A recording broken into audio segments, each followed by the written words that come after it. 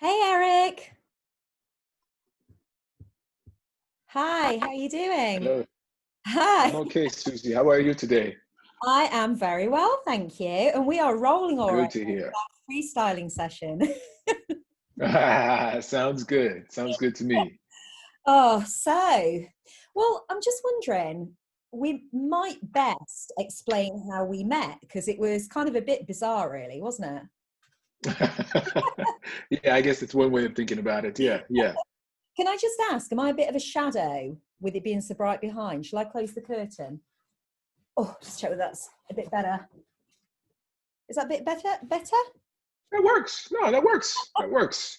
So I should have checked my scenery before we started. Okay, so maybe I'll go first. I'll Yes. go first. So Eric and I met originally. Was it 2017 in Arizona, Eric? I think we identified it was Arizona for sure, and then it was 2017. And you gave an absolutely incredible workshop on diversity and inclusion, and that's why we're probably in contact 3 years later, because like I said to you, like all these years later, and every time anybody kind of talks about best practice for uh, workshops and educating people around diversity inclusion, your workshop is always the one that I go to. So it was the National Centre for Families Learning conference, wasn't it? Yes, it was. And the organization I was working with at the time had been in relationship with them for a while, and there was a request to do a piece of training. And what we landed on was specifically around implicit bias, unconscious bias. But just because of the way I work, and it really is thrilling to hear that there's an impact. I want anything that I do with people to be sticky, Mm-hmm. meaning, oh, that was great. Eric is a cool guy. That was some important information. Is different than months, even years later, as people have different experiences, you're planting seeds that can blossom and grow in different places and creating new awareness even after the training event. So I try to build in, um, elements that leverage, the head, the heart, and the hands, which I Yeah. think we did in that session in 2 or 3 hours, trying to get people up to speed on not just implicit bias, but just conscious awareness, period. So yeah, Mhm. yeah. Well, you certainly made it sticky because everything you were talking about stuck in my brain. And actually, because I remember the day that I saw you give that workshop, and there were loads of people. Do you remember they had to open up 2 rooms because there were so many people in the workshop? And then you and I both also presented, I believe, the following year in South Florida at Hmm. the NCFL Yes. conference. But we didn't get to see each other. We missed.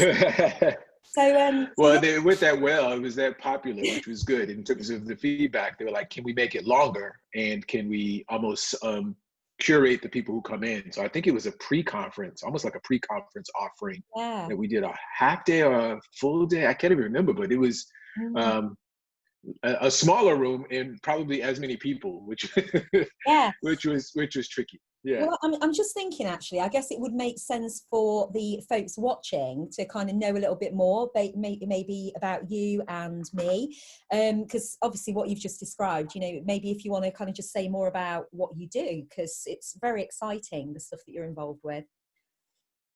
Yeah, I mean, I probably simplified, and I'm trying to get the language right myself as part of the branding. But my passion and interest is in helping, um, transforming people and organizations that will transform the world. So more specifically, it's really, really focusing on the needs of those mission-driven, values-led, social impact organizations that I think will continue to play an important role in.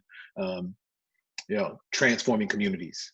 But first, they need to be transformed. So Yeah. supporting people is at the heart of the work. That organizations, for-profit, nonprofit, um, big, small, regardless of industry, at the end of the day, they're made up of people. So I find ways to act on my passion for people development in my work. And it just so happens that it fits with what is certainly popular nomenclature now of diversity, equity, and inclusion. But for me, it's just, optimizing talent, centering on people, and creating radically human spaces, right? That live out those ideals. So it's social justice work, and that's at the core of what I do through coaching and consulting and training. I'm trying to make my world and the world a little bit better with each engagement. Well, yeah, sure. And I mean that, everything you talk about there, like transforming communities, empowerment, I mean, it kind of struck me when we chatted last week that that thing around empowerment, community transformation, that kind of is something that you and I've got inside of us, the fire inside of us to spur us on to do what we do. So I just think it's fantastic that you're doing that work, and being that light to encourage people to come around to thinking around that transformation. And I think one of the exciting things about us chatting is that I think kind of in our own ways, that thing around shining the light on the opportunity for transformation is a really big thing. And of course, the reason why I was at the National Centre for Families Learning conferences both years presenting and working with them the second year was because I, as the only delegate from Europe, travelled on my own over to the States twice because I love family learning, adult learning, but especially that intergenerational opportunity for developing skills, transforming within communities, but starting with the family unit is something I've been really involved with and very passionate about, for the last 17 years or so. And I think when we were chatting last week and we were kind of exploring shared ground, one of the things we touched on, wasn't it, was, where there are opportunities, within the household, within a family, whatever that family looks like, however that family is made up, to model positive attitudes, model positive language around social issues right from the very earliest years of a child's life. So I just want to throw it open because we said we were going to freestyle. Certainly. It and see where we end up. But yeah. I mean, kind of what are your immediate reactions to that idea, Eric? Well, just that it can be what I'm finding, both in my feeds and the type of conversations that people are having or requesting to have with me or with my leadership and facilitation are largely a search for not meaning. I think actually people are discovering meaning in a new way right now, but what to do with it. What is the right action, and how much of that is informed by the other actions that they see people taking. It's like, should I be out protesting? Should I read a book? Should I have a conversation? It's a spectrum, and people are trying to find their place, really find their place in it. And so what's resonant in terms of the conversation we had last week and the thinking about that now is what I've been encouraging people to do is really connect to your sphere of influence, that regardless of where you are a leader somewhere. This work, it requires leadership change at the first and foremost. We have to recognize the places where we have influence and presence, and step into those places. And I think when we were talking about it as it relates to our connection around families, that is one bedrock of a place to get some work done, and recognizing too that it might feel like the hardest place to get it done, right? But an important place to find a conversation, make a connection, build a relationship that might not, to really start to stretch those muscles that might not have been used. And start to, even if they're going to be sore, but there's going to be the easiest and hardest thing you can do right now is to start at home, to start in your sphere of influence in terms of your network of again, friends, family, and connections of people that there's already trust established. Because that is the challenge around having conversations across lines of difference in particular, is that first you have to work from a place of trust. Otherwise, it can feel off in terms of either interrogation or opportunistic. But where the places you already have trust and maybe even unconditional love already built in, that there's an opportunity to show up not, what do I say, not sort of evangelizing or proselytizing, but actually with deep curiosity and empathy to practice those skills. I mean, that is so powerful, Eric. That is so powerful. And, you know, what I particularly tuned into there as well was this idea about, you know, the easiest and the hardest place to start and have those conversations, because, you know, it's very cliche, isn't it? But people say, you know, well, I don't know whether I just made this up, but I think somebody said it was, you know, the it's, if it's not difficult to do, it's probably not worth doing.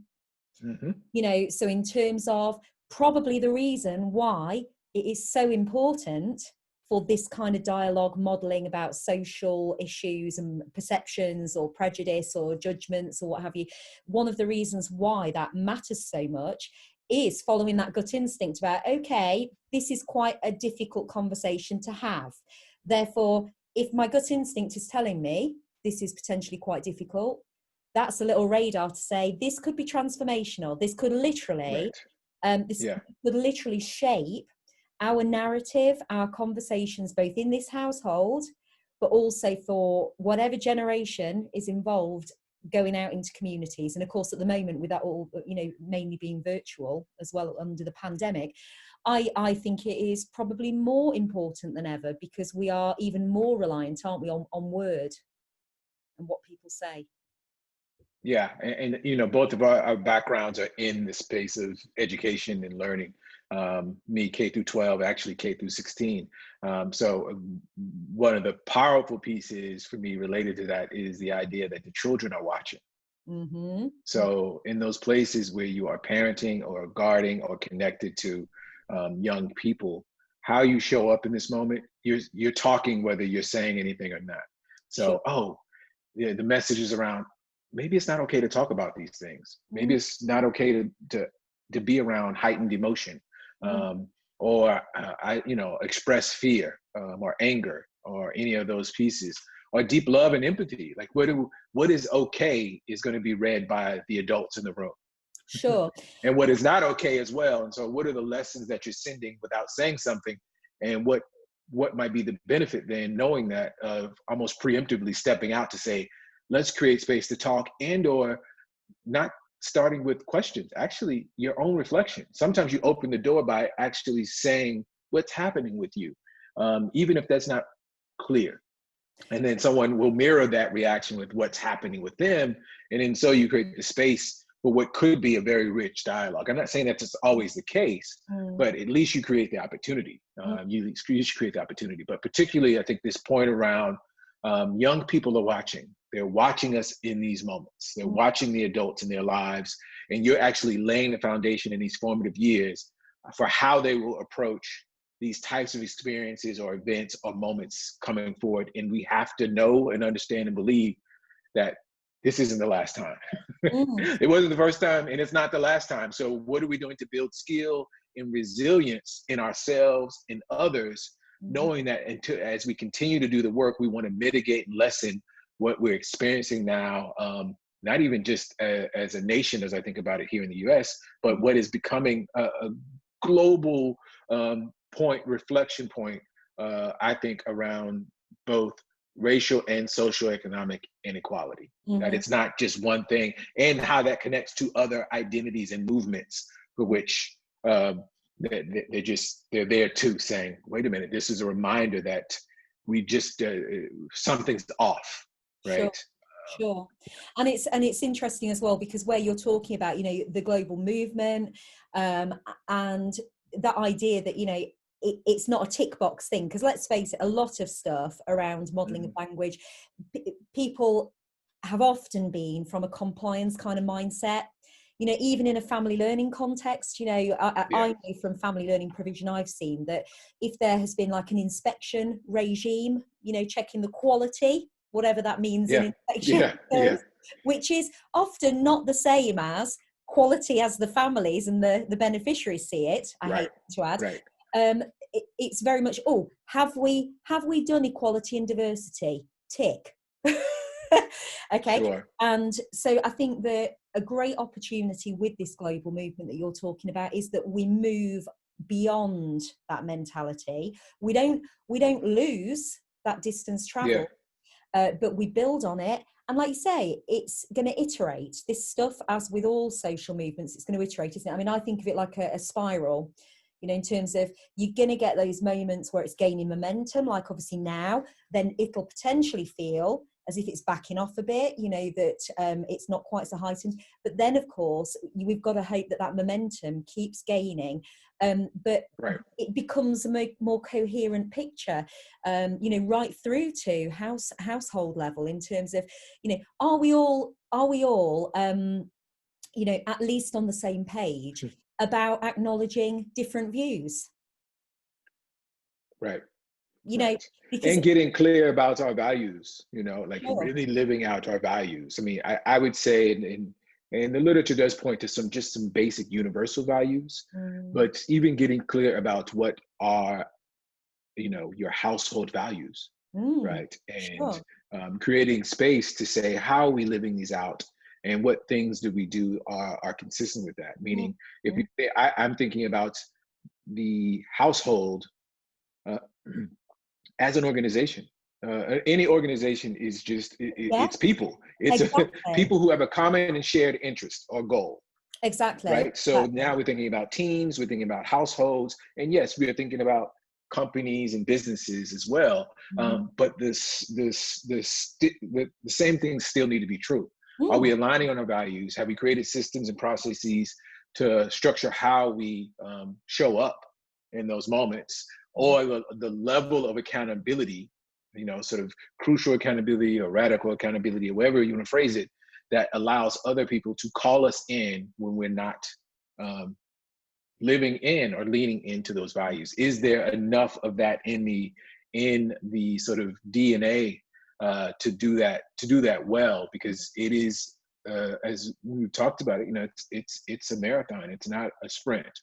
And so the types of shifts and changes that hopefully this moment catalyzes can go in a bunch of different directions. And those directions, at least to me, boil down to two things. They can either go one path, which is really transactional, which either supports or really moves the direction that takes you back to the status quo, just another reinvention of the status quo, or it's transformational, that there is change in place that is sustainable and almost irrecognizable from the previous place that you were at. And again, that can happen at different levels, the organization, the family level.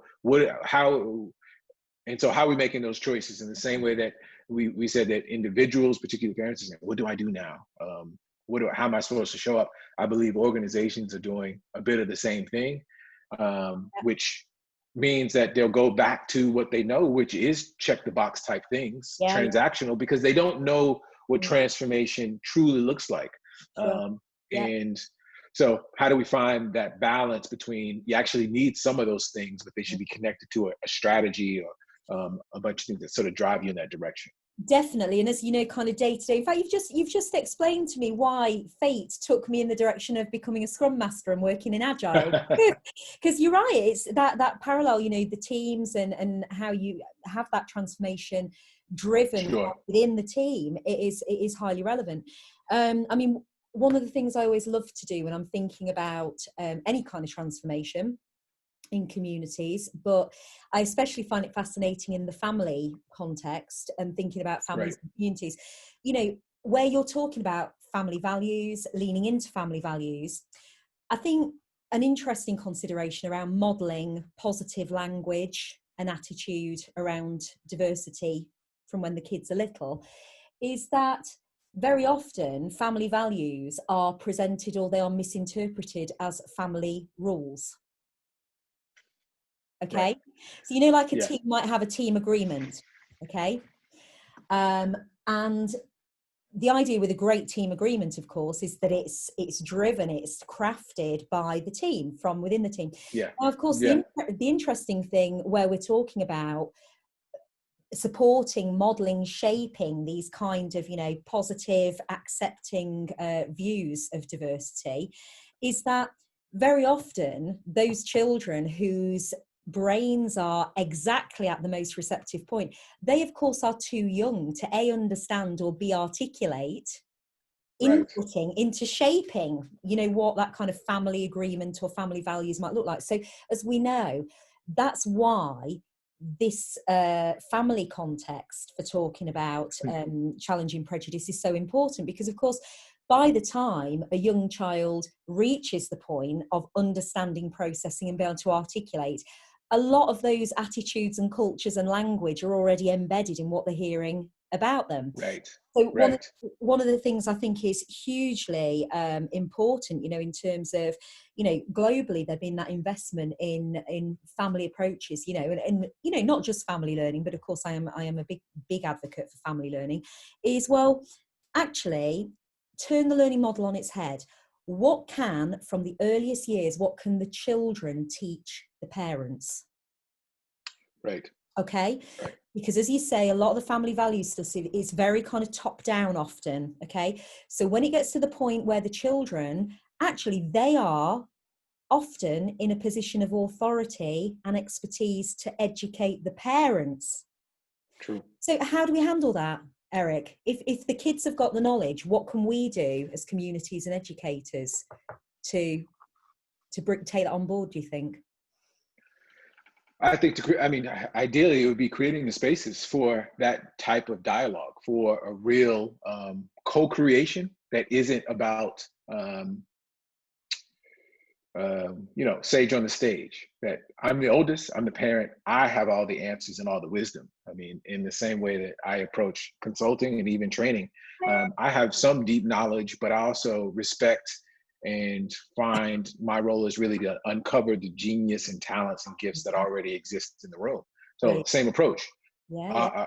How are we as adults in those situations, and parents or guardians, mining for the genius, the talents, the gifts, the insights that might exist, the answers that might be there,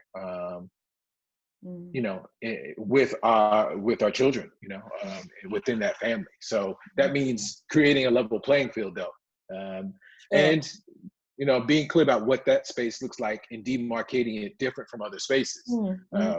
So it might even look like setting aside time for that, right? To say, we do this quarterly.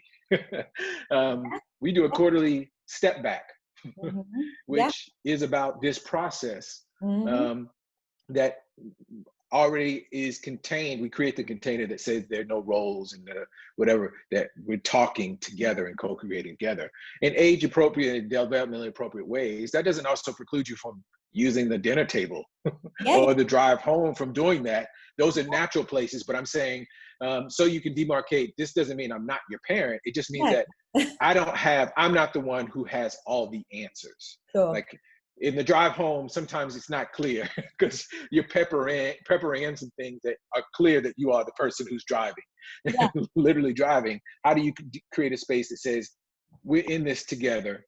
What I need you to even give me feedback. Sometimes I need you to tell me, these things that we've agreed. Like you said, now you're actually at an age where we can revisit the agreement. Exactly. I don't want you to inherit you shouldn't be inheriting a way of seeing the world from me. You should use this as source of data, a rich source of data from which to frame your way of seeing the world. But I don't, that's what it is about. How do you create those types of spaces for co-creation and collaboration? That would be probably a little bit unusual. Or abnormal. Co-creation. Do you know what? I am really honest. If you asked any of the teams I work with, I'm really honest about the things that I am really useless at in life. But equally, I own the things that I'm really good at. And one of my proudest things, my proudest thing in life is I'm a mum with 3 lovely children. And I can honestly say that concept of co-creation has been at the very heart of my approach as a parent Mm-hmm. from day one. Mm-hmm. Okay, I've got it wrong a lot, but then there have been other times where I've got things wrong, but because I've had a spirit of co-creation as a parent, I've actually been able to bring in the views, of the kids, to the point where they've been able to say to me, Mum, I didn't like that you did that, or that wasn't really the right thing to do, Mum. Now to me as a parent, that is a really, really important thing, that my kids feel able to tell me that. And this is not me saying, oh, I'm like great parent, perfect parent, because I absolutely am not. But I do think that thing around flipping it on its head and saying, if we look at the current global movement and think about the millions and millions of households, the kind of conversations that will be going on right now, okay? What are those children hearing? Well, I suspect it really depends on the comfort level of the adults to have those conversations and create that space. And so I was actually going to, what popped in my head was a question to you around whether that was part of your experience growing up. So Okay. in your household, and Okay. then, I tried to identify what are the roots of you making that choice for co-creation in your own parenting, Mm-hmm. and whether that is rooted in something you learned growing up, or it is rooted in your work and your own personality and being, that you said, this is how I want to do this. Yeah. Because I think those distinctions are going to be incredibly important. If you have not used these muscles before and you want raised with them, it will be a bit of a leap. So we actually have to find small steps that people can take That's and right. find the way in it, right? Because it's not the expectation that you're jumping right into a heated and emotional and possibly a generative conversation about, I don't know, race and identity Yeah. with your kids or around those. It's like, no, actually the smallest chunk of that is this, Yeah. based on where you're at in your place. So we just want to make sure it's accessible to people where they are, and Yeah. not blame and judge them for where they are. Actually, that is part of the challenge, is that Mm-hmm. we enter this at different levels. But Mm-hmm. if we can agree that this is important Mm-hmm. for our young people in particular, and for our families, and for the work moving forward, then we can agree to find a space for everyone to get in, Mm-hmm. and know that wherever you get in is going to be okay. Sure. But if we could also agree that what is not acceptable is doing nothing.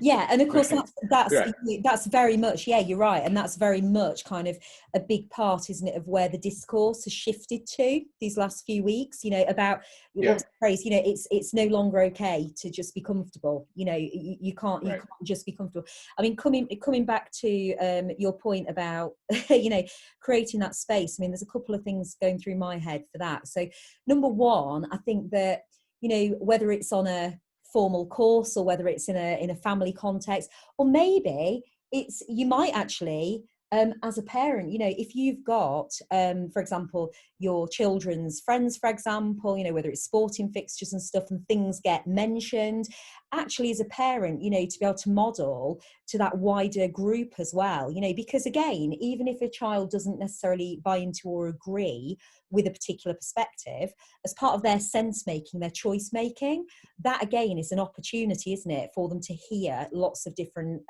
views. Mm-hmm. And for them, like you say, for them to feel like they can come back and have that conversation. But my experience is that, and this is not just with my own children, I've seen this loads on family learning courses as well.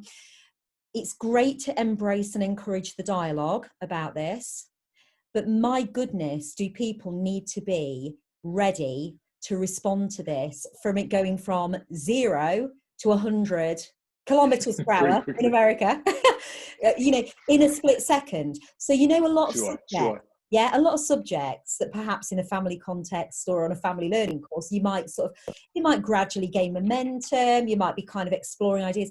My Mm-hmm. experience with issues around diversity is it can go from nothing and then suddenly it's like, To whoa, something.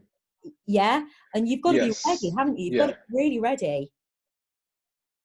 Well, particularly because we're working with, we're in the information age and the digital age as well. So our young people, my daughter's 13, my son is 21. Mm-hmm. They have access to so much information.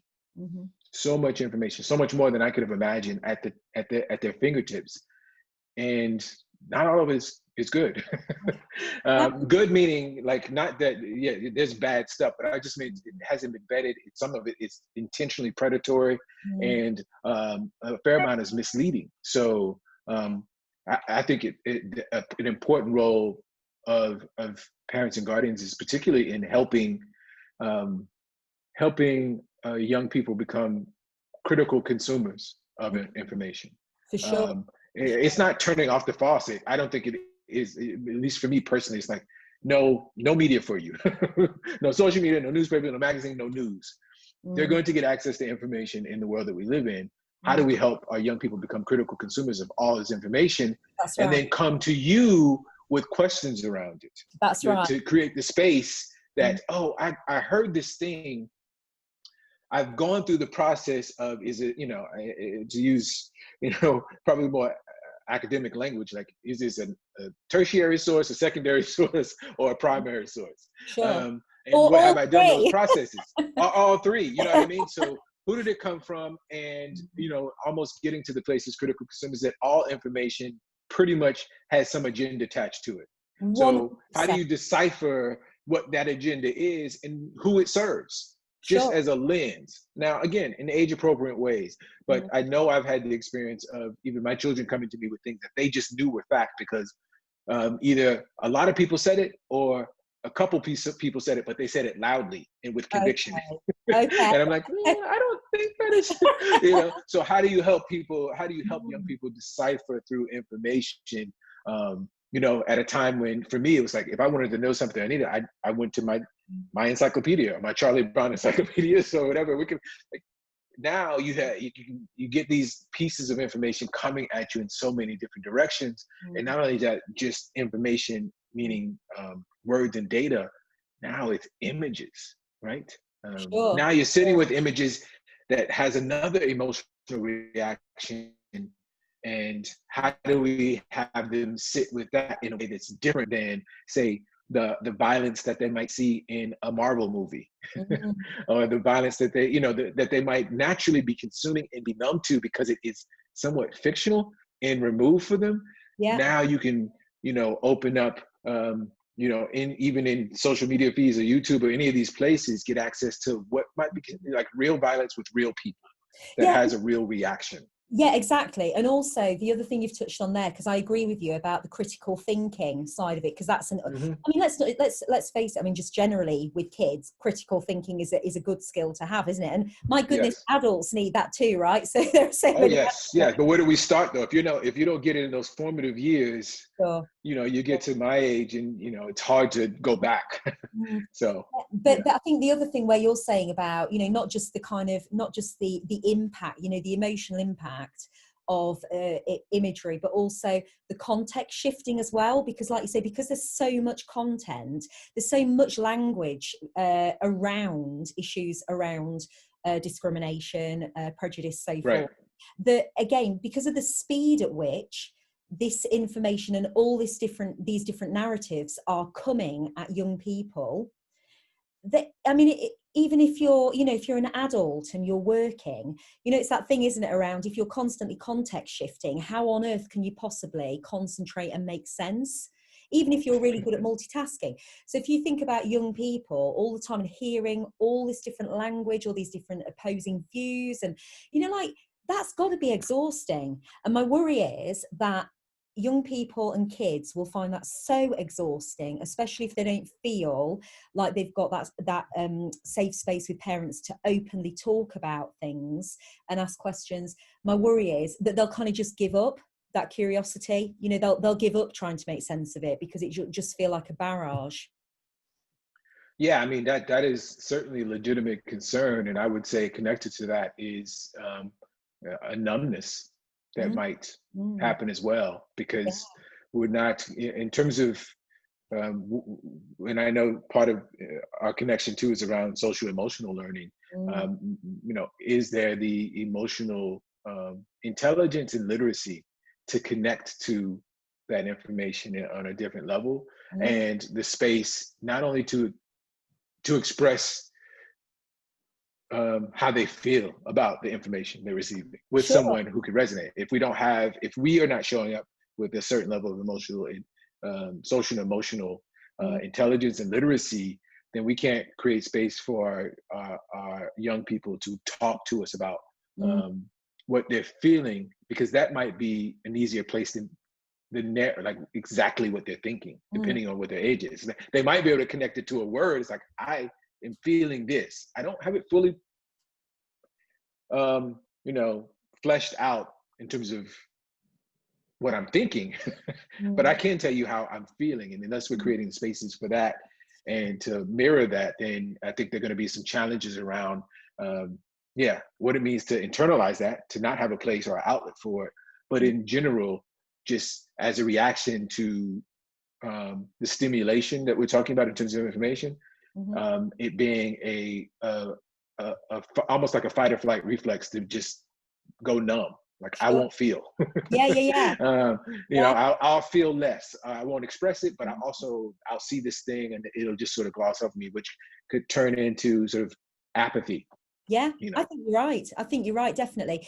And I mean, something again, you've just, I love it. Do you know, there's not many people in the world where when they're talking with me, that it suddenly makes sense of why I've gone on a particular life journey, and that's happened at times with you. So thank you. But again, you've just kind of made me realize, talking about the space thing, like creating the space for that conversation, because again, I think that's probably why I champion not just family learning but adult learning, community learning so much, because I think what I've seen from nearly 20 years working in that context is that that's great, if a home learning environment, if a family context is secure enough, whatever the relationships in it, because obviously every family is not perfect, but Right. Right. it, if that safe space and that mature home learning environment is not developed sufficiently, or the bonding and attachment is not there between the children and young people with the parents and carers, then from my point of view, that is where things like family learning classes especially come into their own. So Mm-hmm. I am not saying 100%, I am not saying that family learning or adult learning should not be offered to those that are, very articulate, very emotionally literate, and what have you, because I believe that should be a universal entitlement, but that's just me being realistic. Yeah. Perhaps, Yeah. but I do think that, those families where those young people do not have, or cannot have for the foreseeable future, the security of knowing that safe space, then things like family learning courses, I think, can be a lifeline, because it's creating at least it's a quasi semi-formal space to explore those themes that probably would never crop up at home otherwise. So in the same way as you say around creating a space at home, there will be some households. I mean, my kids used to laugh at me, and when my youngest, she got old enough to talk, she'd be calling to her brothers. She'd say, "Boys, family meeting." Because that was the kind of, they knew if it was family meeting, it was like, right, we all need to give our opinions here. This is an Right. important decision. But Right. again, we kind of consciously had to work really hard as a family to get to a point where that didn't feel weird, and that was okay, and that was just part of Sure. family culture. So I think that, you saying about like the table and getting around the table, I think that's one thing. There's the physical space to create, but of course another huge issue, which you'll know as much as me about, is parents and carers prioritizing education specifically around diversity, and part of creating that space is making the time, isn't it? Certainly. Yeah. Yeah, and holding that space as sacred space, as you alluded to earlier, it can happen impromptu. Like a lot of it will happen just you want to create the space for it to just be, like it'll just happen naturally, and then I think there are other times when you have dedicated work around it. Yeah. That isn't even related to an incident. So I would say, yes, there are times when it should happen in response to things like what's happening now, it's like, oh, Yep. nope, we need to demarcate a time. But what does it look like to create new rituals, right? And get clear about if this is a value for you, then prioritize it. You know, Exactly. what does it mean to, if you get around the, you know, it's like, okay, are you, if it's a priority, is it worth giving up the 30 minutes of Netflix that you all watch a show Yeah. together Yeah. to Yeah. say, you know what, this is important. So that's why I said the piece around values and living into it, I think is particularly important. And I love what you said about making that distinction between that and rules or agreements. No, it's like, no, here are our core values as a family. Mm. And this is what it means to live those out. What you have stepped into Mm. is somewhat of an agreement. You agreed to live these, and we agreed to hold each other accountable, Yeah. to call each other in when we're not. Yeah. And so Exactly. these are the stakes in the ground. They don't move based on the wind. They can be sort of re you know rethought. Like, we can think about what it means, this value in this lens and this time, but these are just the stakes in the ground around who we are. And we spend time thinking about that, or create space and dedicated time. But it also means addition by subtraction, I guess, is my point. It Mm. means, what do you need to let go of Mm. that might not be in sync with either your priorities or values, and create that will allow you to create space to do this work and do it work well together. But I think the other thing that was resonant from what you said is, for parents and guardians and carers, there's also work you need to do on your own, Mm. Sure. independently, which is leveraging any learning resources that are available. But unfortunately, I don't think we have enough resources available to that community, which I'm one of them, right? That says, here are because our kids don't come with an instruction manual. No. We leverage, at least mine didn't, so I'm not sure. Maybe it got Well, lost. this is a little secret. I didn't tell you, Eric. Yeah. But what we leverage is the instruction manual that we get implicitly through the way we were parented, for Mm. better or worse.